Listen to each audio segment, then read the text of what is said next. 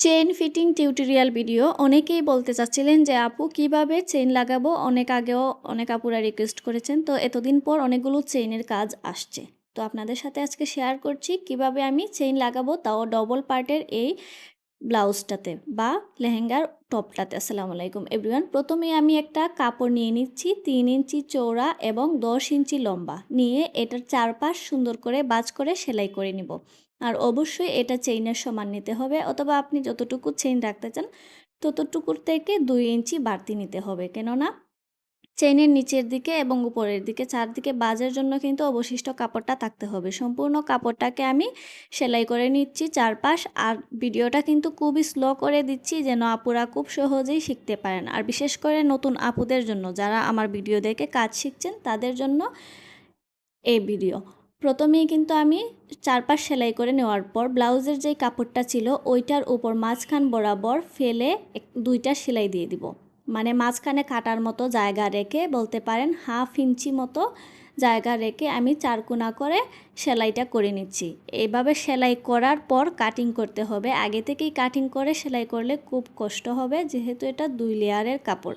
এবার আমি মাঝখান দিয়ে কেটে একদম নিচের যে কর্নার আছে কর্নারগুলোও কাটিং করে নিব, তাহলে উল্টাতে সহজ হবে আর সুন্দরভাবে ফিনিশিং আসবে।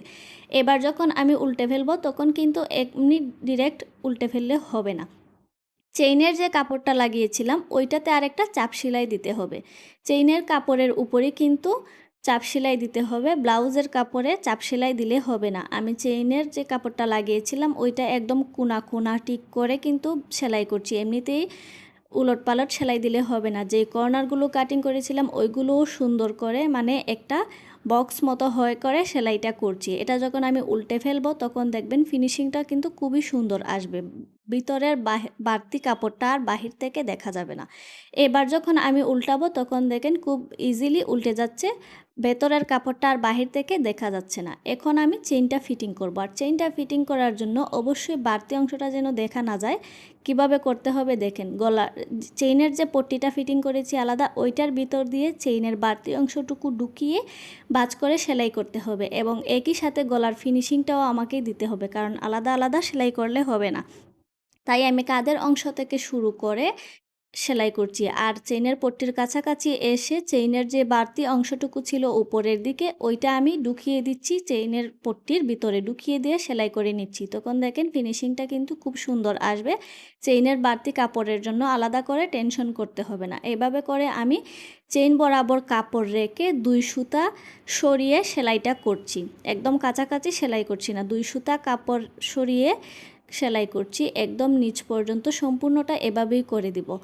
এই যে দেখেন নিচ পর্যন্ত চলে আসলাম। এবার এটাকে চার কোণাটাও আমি ঠিক মতো দিয়ে তারপর সেলাই করব। আর সব দিকে 2 সুতা রেখে দিচ্ছি। এভাবে করে সেলাই করলে দেখেন খুব ইজিলি হয়ে যাচ্ছে।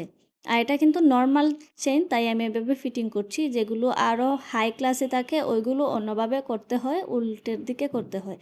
এইভাবে করা আমার শেষের দিকে চলে এসেছি। শেষের দিকেও কিন্তু ফিনিশিংটা প্রথমে যেই গলার দিকে দিয়েছিলাম সেম একইভাবে দিতে হবে। চেইনের যে বাড়তি অংশটুকু আছে ওইটা চেইনের পট্টির ভিতর ঢুকিয়ে তারপর বাজ করে সেলাই করতে হবে, তাহলে দেখবেন একেবারে আপনার গলার কাজও ফিনিশিংটা সুন্দরভাবে হয়ে যাবে। সেলাই করা শেষ। এবার দেখেন চেইনটা কীরকম হয়েছে।